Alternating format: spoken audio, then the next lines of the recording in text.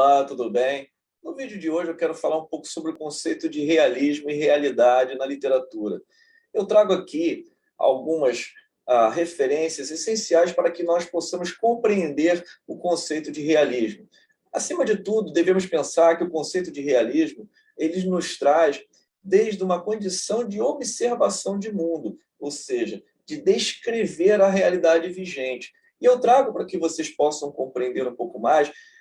Eu vou falar sobre 2 capítulos essenciais do livro da professora Tânia Pellegrini, uma professora da UFSCar aposentada, que escreveu esse livro aqui, publicado pela Alameda Editorial, uma editora de São Paulo, que é Realismo e Realidade na Literatura, um modo de ver o Brasil. Tá? É um livro em que a professora menciona essa árdua pesquisa científica desde 2004, fruto de apresentação em congressos científicos no Brasil e no exterior, em que ela monta esse livro ao longo desses anos. Não é? Então, a professora ela teve essa inspiração desde a sua meninice, como ela mesma menciona na apresentação do livro, ou seja, ela sempre observou os detalhes do vestido da protagonista, os detalhes de um cenário, de uma ambientação. Então, ela sempre, durante a sua leitura de jovem, ela focava nos pormenores. E essas 2 palavras, detalhe e pormenor, são 2 palavras indispensáveis para compreendermos como o escritor, ele, digamos, acrescenta durante a narrativa essa observação da realidade de uma época, pode ser num romance histórico, não é? Ou seja, esses detalhes de um cenário, de uma evocação espacial, rural, citadina, de uma cidade, não é? É interessante dizermos que essa questão da realidade, segundo a professora Tânia Pellegrini, ela persegue o homem desde a época das cavernas, não é? Nas grutas de Lascaux e Altamira, quem já teve aí a chance de conhecer, não é? São grutas que revelavam esse potencial imagético do homem em transcrever parte de desenhos, de atributos dos animais, atributos físicos no interior das cavernas. A Gruta de Lascaux fica na França e a Gruta de Altamira fica na Espanha. Inclusive, Georges Bataille, um filósofo, não é, francês, escreveu um tratado sobre a Gruta de Lascaux, um tratado filosófico bem interessante de ser lido. Eu deixo a referência para que vocês possam tomar conhecimento lá na descrição do vídeo. Tá? É interessante pensarmos que a professora Tânia Pellegrini ela junta algumas formulações interessantes, desde Mimesis, do Eri Auerbach, um livro publicado pela editora Perspectiva, que ele fala um pouco sobre essa representação da realidade na literatura ocidental, ou seja, essa forma desde a literatura clássica de Homero, né, com a Ilíada e a Odisseia, logo no primeiro ensaio, que se chama A Cicatriz de Ulisses, essa vontade do escritor de dar voz a uma realidade, ou seja, de ser o espelho de uma realidade vigente. Então, Auerbach, segundo alguns especialistas, escreveu esse livro durante um exílio, ou o tempo que ele ficou na prisão. Inclusive, ele não teve acesso a muitas referências para citar no livro. É um livro até difícil de ser lido, mas é com uma linguagem muito erudita e muito, digamos, interpretativa, não é? Que Auerbach nos traz uma vontade dos escritores de perseguir essa realidade vigente.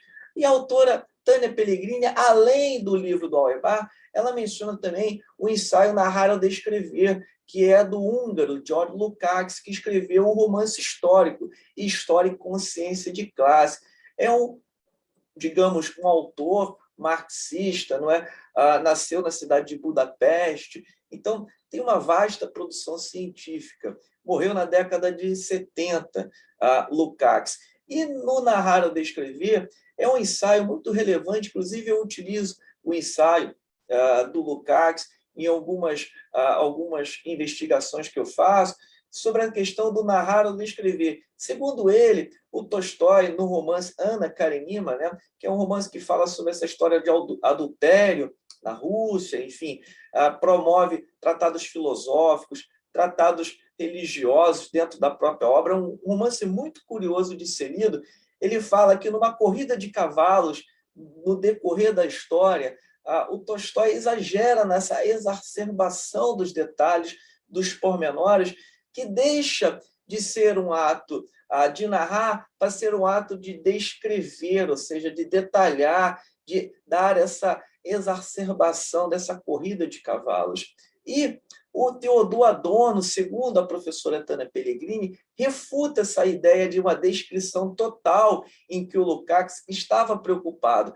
Para o Adorno, não existe, no ensaio dele sobre a questão do narrador no romance contemporâneo, a posição do narrador no romance contemporâneo, o narrador não tem mais condições de narrar esses detalhes, esses pormenores, e sim fazer um recorte da realidade.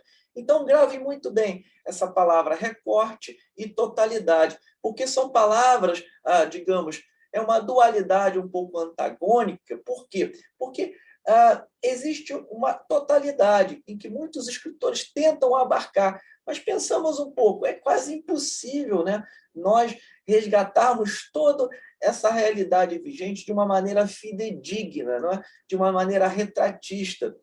No século XIX, muitos escritores almejavam isso, mesmo porque as escolas cientificistas, nas quais o próprio realismo tomou como parâmetro, como o cientificismo, o darwinismo, o positivismo de Augusto Comte, essas tendências cientificistas promoviam o quê? Um estatuto de uma realidade mais amarrada a um contexto amplo e total, né? Não à toa que As Minas de Prata, de José de Alencar, que é um romance histórico, digamos, detalhado, nós temos toda detalhes e pormenores, todas as andanças desses bandeirantes no interior, digamos, do Brasil afora, enfim. Nós temos como precursor do realismo, e que quebra um pouco essa barreira também, um divisor de águas praticamente, foi o romance Memórias Póstumas de Brás Cubas de Machado de Assis, publicado em 1881, na qual o próprio Machado delega a figura de um narrador defunto, ou um defunto personagem narrador, em, digamos, primeira pessoa, que vai contar todas as suas, digamos, andanças, não é? A sua vida longeva, né? Uma vida longa, na condição de defunto, na condição de morto. E Machado de Assis rompe com essa questão da linearidade, ou seja, faz com que o leitor encaixe essas peças de um quebra-cabeça, que são capítulos curtos, né? E junte essa linearidade que, ao mesmo tempo, é difícil de ser contemplada, né? Agora, pensamos um pouco mais nesse aspecto da realidade, voltando a falar sobre o livro da professora Tânia Pellegrini, tá? Ela cita um pouco, digamos, de autores, por exemplo, do Ian Walt, que é a Ascensão do Romance. No livro do Ian Walt tem um estudo sobre o realismo formal na Inglaterra, por meio de autores, por exemplo, Richardson, Sterne, né? Swift, o Jonathan Swift, as Viagens de Gulliver, né? Então, o Ian Walt faz todo um estudo sobre essa questão do realismo, como o realismo buscava resgatar esse potencial de uma realidade de época, né? É interessante também pensarmos que, no livro da professora Tânia Pellegrini, ela vai trabalhar com formulações, por exemplo, do Frederick Jameson. De acordo com o Frederick Jameson, segundo a professora Tânia Pellegrini, citando ele trabalha o realismo como periodizações, ou seja, fazendo com que esse realismo ele se configure ao longo das décadas. Eu penso da mesma forma, não podemos pensar que o realismo lá do século XIX é o mesmo realismo no século XXI, né? Porque, de fato, o próprio movimento artístico, o movimento das artes plásticas, do cinema, da literatura, enfim, da música, acompanhou as tendências de vanguarda, não é? Nós podemos pensar mesmo no romance de Virginia Woolf, Miss Dalloway. Miss Dalloway é, digamos, uma forma de pegarmos essa questão do fluxo de consciência, né? Essa questão do monólogo interior, enfim, de um resgate dessa realidade muito mais psicológico, muito mais no interior da própria personagem, do que uma realidade, digamos, vigente e pitoresca que descreve a cor local. Né? É interessante pensarmos que essa expressão cor local já foi utilizada por vários escritores, inclusive o Machado de Assis, no Instinto de Nacionalidade, menciona a cor local, né? Que essa vontade do escritor atingir, né, digamos, o sentimento íntimo de uma realidade, de uma nacionalidade. É um ensaio bastante ufanista, recomendo vocês a lerem Instinto de Nacionalidade de Machado de Assis, ou seja, da vontade do escritor de alcançar a fauna, a flora, a representação da nossa nacionalidade. Então, muitos escritores recorriam a esse artifício da cor local. Né? Pensamos um pouco mais que Tânia Pellegrini também menciona que no século XIX, muito da literatura se apoiou também na pintura histórica. E ela vai mencionar, por exemplo, a pintura histórica de Gustave Courbet. Gustave Courbet foi um pintor, tá, histórico que faz um resgate desse panorama na França. Inclusive, ele também foi autor de uma pintura histórica que representa. Eu gosto sempre de utilizar essa questão do verbo representar e não retratar. Eu creio que a pintura não retrata, ela representa. Né? Ela passa por esse crivo subjetivo, né? Porque todo crivo é subjetivo, e são escolhas que são feitas durante essa vontade de pintar a realidade de época. Não é? Então, Courbet, né, no caso, esse pintor francês, eu estou aqui recorrendo às minhas anotações para vocês entenderem que ele pinta a ceia em Ornans, que é a cidade que ele nasce, em 1849, Enterro em Ornans, que é outra pintura muito interessante, de 1850. Eu tive a oportunidade de visitar o Museu de Orsay, em Paris, e observei que é uma pintura que preenche praticamente uma parede inteira do museu, tá? E dando forma a essa questão da totalidade.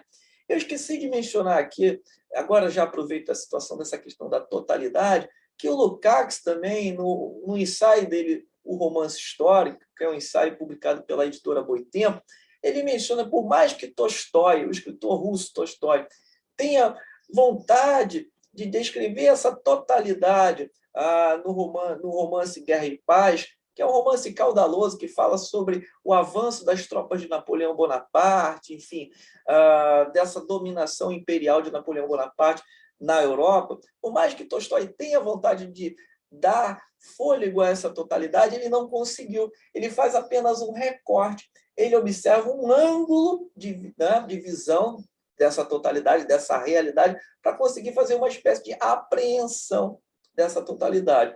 Então, voltando a falar sobre o Courbet, né, nós temos uma pintura histórica de época em que a professora Tânia Pellegrini diz, olha, esse movimento artístico da pintura está ocorrendo na França. E, de fato, autores como Flaubert, né, a Educação Sentimental, de Flaubert, Madame Bovary, de Flaubert, nós temos Salambot, que são romances que resgatam esse potencial da realidade.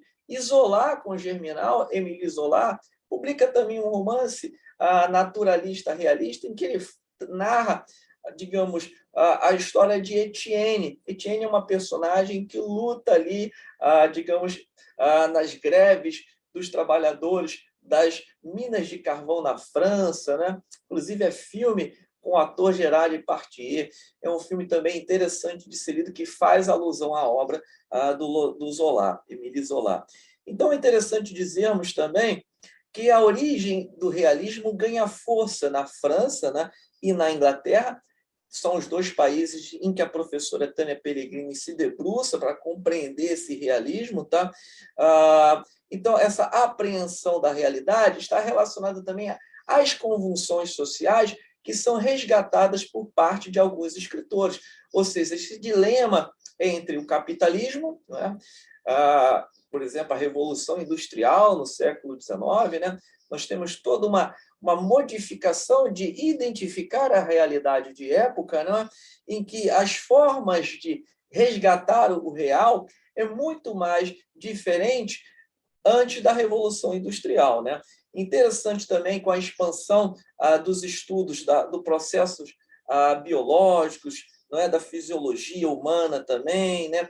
Nós temos a interpretação dos sonhos do Freud, o livro que é publicado no final do século, na virada do século XIX para o século XX, né, que é um livro também que modifica esse estatuto da ordem vigente da realidade, né, passa a diagnosticar essa profundeza, digamos, do lado onírico, né, dos sonhos, enfim, que é um estudo muito relevante, em que a capacidade do romancista de representar a realidade vai se modificando, vai se alterando. Tá?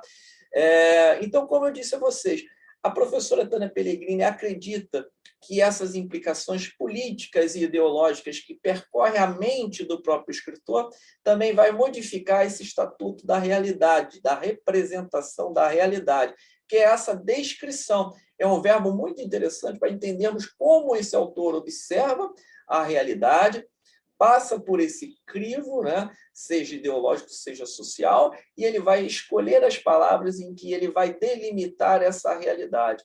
Então, eu gosto sempre de dizer que a realidade é representada e não fotografada e retratada, não é? Então, a Tânia Pellegrini, ela acredita que existe, isso é uma expressão que ela utiliza, controle das representações, ou seja, por mais que esse escritor busque, digamos, dar uma autêntica voz dessa realidade, ele também controla essas representações, tá? Ela menciona, por exemplo, como eu já disse a vocês, que a arte também de Courbet, mas antes nós tivemos a pintura holandesa, né, de Rembrandt, que foi também um retratista da Holanda, né, que resgata, por exemplo, no quadro Ronda Noturna, todo um painel, né, digamos, desse período histórico na Holanda. Nós temos uma arte renascentista, né? Nós temos a arte grega e romana também que ela menciona. Nós temos escritores como Honoré de Balzac na Comédia Humana, que resgata esse representação de costumes na França, né? O Pai Goriot, que é um clássico romance do Balzac, que pensamos um pouco que esse resgate dessa realidade é uma forma de dar voz a uma história francesa, não é? Então é interessante pensarmos que a professora Tânia Pellegrini ela vai trabalhar com esses conceitos, como eu acabei de mencionar, citando Auerbach, citando Lukács, citando Theodor Adorno, e mais outro ensaio que é muito relevante também para entendermos, que é o efeito do real do Roland Barthes, que é um semiólogo francês, tá? Que no ensaio, por exemplo, ele diz o seguinte, que existe um instrumento dentro de uma cena, de um romance, que é se eu não me engano, um barítono, né? Barítono, que é uma espécie de medidor de temperatura, não estou bem lembrado, e que o escritor vai fazer questão de representar na cena esse instrumento que está lá, digamos, num canto de uma casa. E ele pergunta, o Roland Barthes interroga no ensaio dele o efeito do real. Para que existe uma necessidade de apontar que existe esse barítono, esse objeto físico dentro de uma cena, dentro de um ambiente? Por que motivos o escritor vai, digamos, detalhar esse objeto físico? Por quais motivos? Será que existe alguma implicação na ação da cena, digamos, nas consequências de algum acontecimento dentro do romance? Então, ele interroga. É uma parte do ensaio bastante relevante. E daí ele nos traz, o Roland Barthes, essa expressão efeito do real, né? Porque todo escritor almeja uma ilusão de verdade. Vamos tentar traduzir entre algumas outras palavras essa expressão do Roland Barthes, né?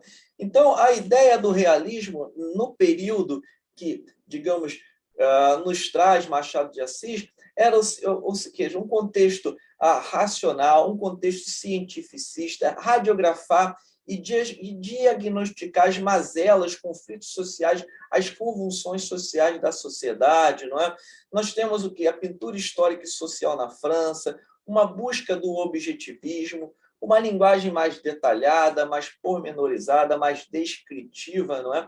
Temas urbanos e sociais, essa questão do trivial, do banal, também é adicionado na narrativa, né?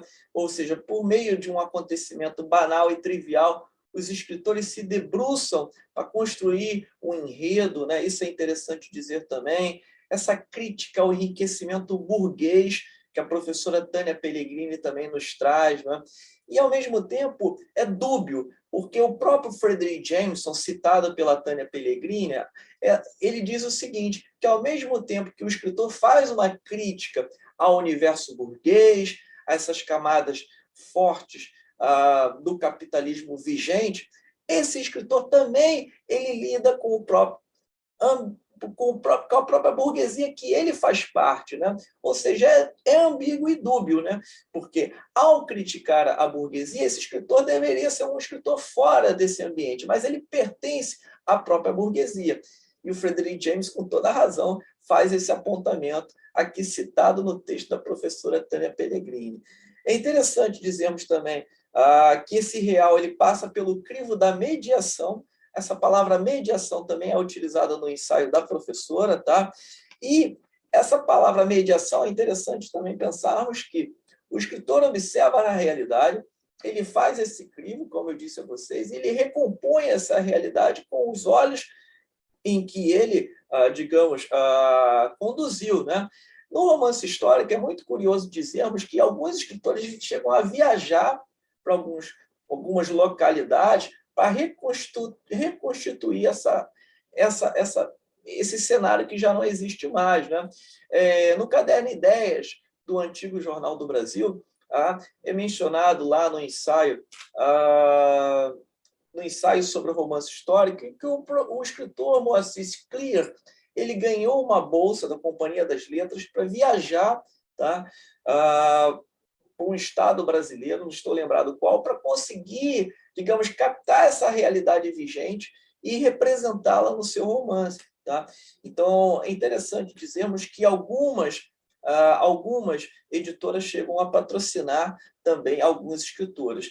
Na literatura inglesa, a Tânia Pellegrini menciona o romance Pamela, do Richardson, tá? Que também é trabalhado no ensaio do Ian Wald, A Ascensão do Romance, como já mencionei aqui a vocês. Essa descrição exagerada dos cenários, os personagens são carregados de fluxo psicológico, existe uma estrutura de causa e efeito nas cenas também. Agora, vamos pensar um pouco mais. Essa questão da representação da realidade é muito problemática. É um conceito de realismo dificilmente de ser apreendido, mesmo, digamos, pela dificuldade de sabermos que muitos autores trabalharam o realismo de uma outra forma, inclusive no neorrealismo, né, que é uma nova realidade vigente, nos filmes de Rossellini, né, Roma, Cidade Aberta, Alemanha, Marco Zero, e nós tivemos um novo conceito de realidade na década de 30 do romance de 30, o romance brasileiro, né, com Raquel de Queiroz, com o 15, A Bagaceira, José Américo de Almeida, José Lins do Rego, não é? Com o Menino do Engenho, Graciliano Ramos com Vidas Secas, que é essa realidade nordestina, né? Que é essa realidade da seca, da fuga do migrante nordestino para outros estados. Então, vocês estão observando que o conceito de realismo, dificilmente nós conseguimos abarcar ele numa forma mais, digamos, fechada e hermética. É interessante também pensarmos, existe um crítico chamado Carl Eric Schuhammer, né? É um professor da PUC do Rio, que trabalha esse conceito da realidade com a questão da violência, né? A questão da criminalidade, desse novo realismo, né? Nas obras de Rubem Fonseca, de Marçal Aquino, Patrícia Mello, Marcelino Freire, não é? Paulo Lins, que são escritores que dão conta de uma realidade mais violenta, não é? De uma brutalização, a palavra de Alfredo Bose, né? Essa brutalidade no romance contemporâneo. Pensamos também, digamos, que o livro da professora Tânia Pellegrini, ela vai, digamos, dialogar com esses autores, e no terceiro capítulo ela vai falar um pouco sobre o romance realista em Portugal, com essa de Queiroz, né? Essa de Queiroz é um grande escritor português também, com O Crime do Padre Amaro, não é? O Primo Basílio, enfim, um romancista que dá voz a esse cenário português. Inclusive, a própria obra do Eça de Queiroz é investigada pela questão dos cenários, das cidades que são representadas no território português. Existe um estudo muito relevante que o autor do estudo casa algumas descrições das cidades em que o Eça de Queiroz representa nos seus romances com imagens de Portugal de época, imagens em preto e branco. Pessoal, falar desse conceito do realismo é muito curioso, é muito relevante. Então, eu indico essa obra da professora Tânia Pellegrini para que vocês possam ler e contextualizar tudo que eu aqui quis apontar a vocês. Quem gostou do vídeo, dê um joinha, um grande abraço e até o próximo vídeo. E não esqueçam de escrever os comentários. Até logo.